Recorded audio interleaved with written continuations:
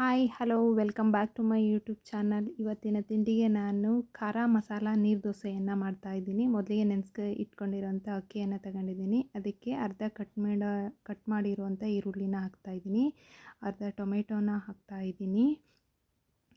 Tomato, ಅಕ್ಕಿ ಮತ್ತು ಈರುಳ್ಳಿ ಹಾಕಿದ ಮೇಲೆ ಇವಾಗ ಪುದೀನ ಸೊಪ್ಪು ಒಂದು ಸಣ್ಣ ಬೌಲು ಪುದೀನ ಸೊಪ್ಪನ್ನು ಹಾಕ್ತಾಯಿದ್ದೀನಿ. ಆಮೇಲೆ ಕೊತ್ತಂಬರಿ ಸೊಪ್ಪು ತೊಳೆದು ಚಿಕ್ಕದಾಗಿ ಕಟ್ ಮಾಡಿ ಇಟ್ಕೊಂಡಿರೋಂತಹ ಕೊತ್ತಂಬರಿ ಸೊಪ್ಪನ್ನು ಹಾಕ್ತಾಯಿದ್ದೀನಿ. ಆಮೇಲೆ ಎರಡು ಲವಂಗ ಮತ್ತು ಒಂದು 1/4 ಇಂಚಷ್ಟು ಚಕ್ಕೆನ ಹಾಕ್ತಾಯಿದ್ದೀನಿ. ಜಾಸ್ತಿ ಮಸಾಲೆ ಬೇಡ, ಇಷ್ಟೇ ಸಾಕು, ಇಷ್ಟೇ ಚೆನ್ನಾಗಾಗುತ್ತೆ.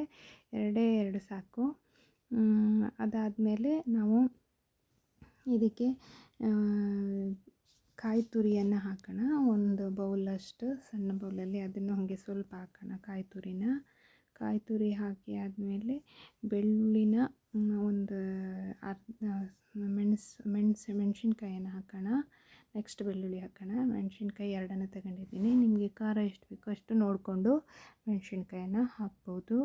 ಆಮೇಲೆ ಅರ್ಧ ಬೆಳ್ಳುಳ್ಳಿ ಗೆಡ್ಡೆ ಮತ್ತು ಒಂದು 1/4 ಇಂಚಷ್ಟು ಶುಂಠಿನ ಹಾಕ್ತಾಯಿದ್ದೀನಿ. ಆಮೇಲೆ ಒಂದು 1/4 ಚಮಚ ಜೀರಿಗೆಯನ್ನು ಹಾಕ್ತಾಯಿದ್ದೀನಿ. ಸ್ವಲ್ಪ ಅರಿಶಿಣವನ್ನು ಕೂಡ ಒಂದು 1/4 ಚಮಚ ಹಾಕ್ತಾಯಿದ್ದೀನಿ. ಆಮೇಲೆ ಧನಿಯಾ ಪೌಡರು ಕೂಡ 1 ಚಮಚ ಧನಿಯಾ ಪೌಡರು ಹಾಕ್ತಾಯಿದ್ದೀನಿ.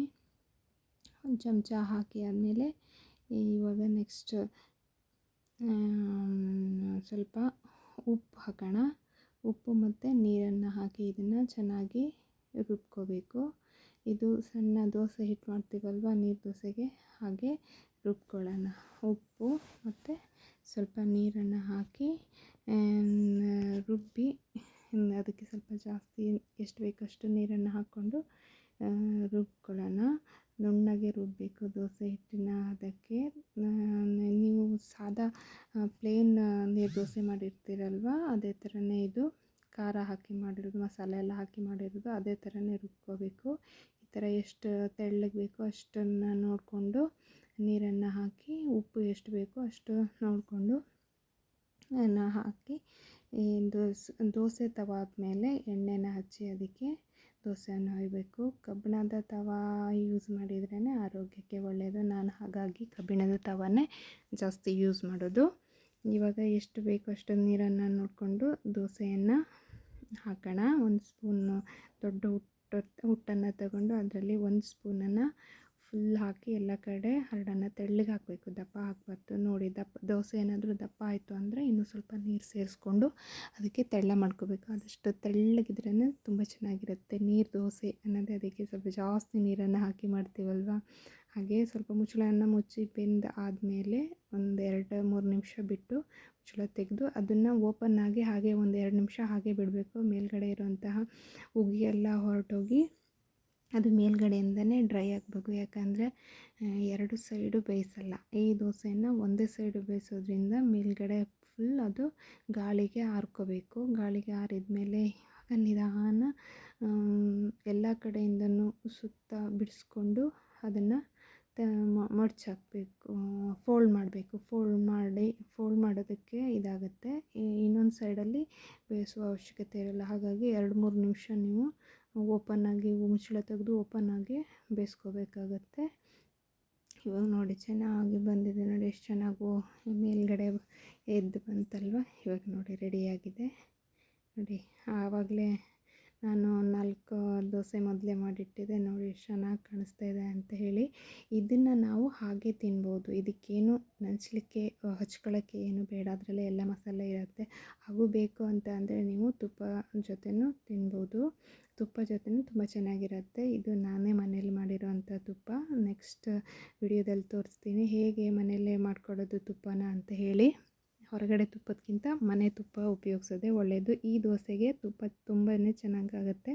ಇಲ್ಲಾಂದರೆ ಬಿಸಿ ಕಾಫಿ ಟೀ ಜೊತೆನೂ ತಿನ್ಬೋದು. ಇದು ಏನಂದರೆ ಟೈಮ್ ಉಳಿತಾಯ ಆಗುತ್ತೆ. ದೋಸೆ ಒಂದು ಮಾಡ್ಕೊಂಡ್ರೆ ಆಯಿತು, ಹಚ್ಕೊಳ್ಳೋಕ್ಕೆ ಏನು ಮಾಡೋದು ಬೇಡ, ಟೈಮ್ ಸೇವ್ ಮಾಡ್ಬೋದು. ವರ್ಕ್ ಮಾಡೋ ವುಮೆನ್ಸಿಗಾಗಿರ್ಬೋದು, ಮಕ್ಳ ಟಿಫನಿಗಾಗಿರ್ಬೋದು, ಬೆಳಗ್ಗೆಗಾಗಿರ್ಬೋದು, ಲಂಚ್ ಬಾಕ್ಸಿಗೆ ಹಾಕ್ಕೊಳ್ಳೋದಕ್ಕಾಗಿ ಎಲ್ಲದಕ್ಕೂ ತುಂಬಾ ಈಸಿಯಾಗಿದೆ ಇದು. ಮಸಾಲೆ ಐಟಮ್ಸ್ ಒಂದು ಹಾಕ್ಕೊಂಡು ರುಬ್ಕೊಂಡು ದೋಸೆ ಮಾಡ್ಕೊಂಡ್ಬಿಟ್ರೆ ಎಕ್ಸ್ಟ್ರಾ ಚಟ್ನಿ ಮಾಡಬೇಕು, ಇನ್ನೊಂದು ಪಲ್ಯ ಮಾಡಬೇಕು ಅನ್ನೋ ಟೆನ್ಷನ್ ಇರಲ್ಲ. ಇದೊಂದು ದೋಸೆ ಮಾಡಿಕೊಟ್ಬಿಟ್ರೆ ಆಯಿತು. ಮಕ್ಳಿಗೆ ತುಂಬಾ ಇಷ್ಟ ಆಗುತ್ತೆ. ಎಲ್ಲ ಮಸಾಲೆ ಐಟಮ್ಸ್ ಅದರಲ್ಲೇ ಇರೋದ್ರಿಂದ ನಾಲ್ಗೆಗಂತೂ ತುಂಬಾ ರುಚಿಯಾಗುತ್ತೆ. ಎಲ್ಲರಿಗೂ ಇಷ್ಟ ಆಗುತ್ತೆ. ಮಕ್ಕಳಿಗೆ, ದೊಡ್ಡವ್ರಿಗೆ ಎಲ್ಲರಿಗೂ ಕೂಡ ಇದು ಒಂಥರ ಫೇವ್ರೆಟ್ ದೋಸೆ ಇದ್ದಂಗೆ. ನೀವು ಒಂದ್ಸರಿ ಮನೆಯಲ್ಲಿ ಟ್ರೈ ಮಾಡಿ ನೋಡಿ ಹೇಗಾಗುತ್ತೆ ಅಂಥೇಳಿ ನನಗೆ ಕಮೆಂಟ್ ಮಾಡಿ ತಿಳಿಸ್ಬೇಕು. ನೋಡಿ, ನೋಡೋದಕ್ಕೆ ಎಷ್ಟು ಕಲರ್ಫುಲ್ಲಾಗಿ ಕಾಣಿಸ್ತಾ ಇದೆ ಅಲ್ವಾ? ದೇಸಿ ತುಪ್ಪದ ಜೊತೆ ಈ ದೋಸೆ ಏನಾದರೂ ತಿಂತಾಯಿದ್ರೆ ಎಷ್ಟು ತಿಂದ್ರೂ ಮುಗಿಯೋದೇ, ಖಾಲಿ ಆಗಿದ್ದೇ ಗೊತ್ತಾಗಲ್ಲ, ಅಷ್ಟು ಚೆನ್ನಾಗಿ ಅನಿಸುತ್ತೆ. ನೋಡಿ ಅಲ್ವಾ? ನಿಮಗೂ ಇಷ್ಟ ಆಗಿದೆ ಅಂತ ಅಂದ್ಕೊಳ್ತೀನಿ. ನೋಡೋದಕ್ಕೂ ಕಲರ್ಫುಲ್ಲಾಗಿದೆ. ಮಕ್ಕಳಿಗೆ ತುಂಬಾ ಇಷ್ಟ ಆಗುತ್ತೆ. ನನ್ನ ಮಕ್ಕಳಿಗಂತೂ ತುಂಬಾ ಇಷ್ಟ. ಡೈಲಿ ದೋಸೆ ಮಾಡು ಅಂದರೆ ದೋಸೆ ಮಾಡಿಸ್ಕೊಂಡು ತಿಂತಾರೆ. ನಾನು ವಾರದಲ್ಲಿ 1 ದಿನ ಅಥವಾ 2 ದಿನ ಈ ದೋಸೆನ ಮಾಡ್ತೀನಿ. ನೋಡಿ, ತುಂಬ ಚೆನ್ನಾಗಿ ನೋಡೋದಕ್ಕೆ ಕಾಣಿಸುತ್ತೆ. ಟೇಸ್ಟು ತುಂಬ ಚೆನ್ನಾಗಿರುತ್ತೆ. ಈ ದೋಸೆನ ತುಂಬ ಬಿಸಿ ಬಿಸಿಯಾಗಿ ತಿಂತಾಯಿದ್ರೆ ಚೆನ್ನಾಗಿರುತ್ತೆ. ಓಕೆ, ಬಾಯ್. ನಿಮಗೂ ಇಷ್ಟ ಆಗಿದ್ದರೆ ನೀವು ಟ್ರೈ ಮಾಡಿ ಕಮೆಂಟ್ ಮಾಡಿ ನನಗೆ ಹೇಗಾಗಿದೆ ಅಂತ ತಿಳಿಸಿ. Okay, bye. Thank you.